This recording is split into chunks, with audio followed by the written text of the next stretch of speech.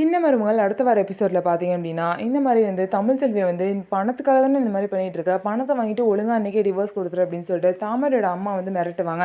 அது எதுக்குமே பண்ணியாத தமிழ் பார்த்தீங்கன்னா, எக்ஸ்ட்ரா ரூபாவா அவங்க கையில் கொடுத்துட்டு அந்த பிளாங்க் செக்கையும் அவங்க கையில் கொடுத்துட்டு கிளம்பிடுவாங்க.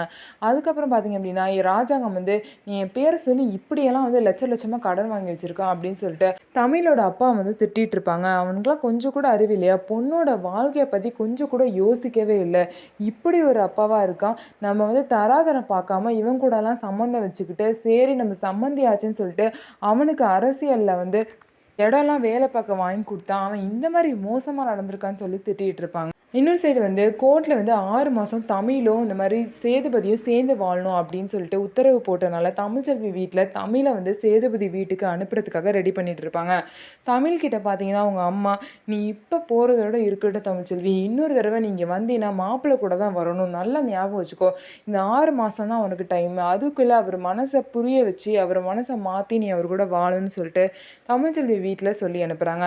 இதுக்கப்புறம் என்ன நடக்க போகுது, அவங்க 2 பேரும் வந்து அந்த 6 மாதத்தில் புரிஞ்சுக்கிட்டு சேர்ந்து வாழ்வாங்களா இல்லையா அப்படிங்கிறத பார்க்கலாம். நம்ம வீடியோ உங்களுக்கு பிடிச்சிருந்தா நம்ம வீடியோவை லைக் பண்ணிக்கோங்க. அதுக்கப்புறம் மறக்காமல் நம்மளோட சேனலை சப்ஸ்கிரைப் பண்ணிட்டு பாருங்கள்.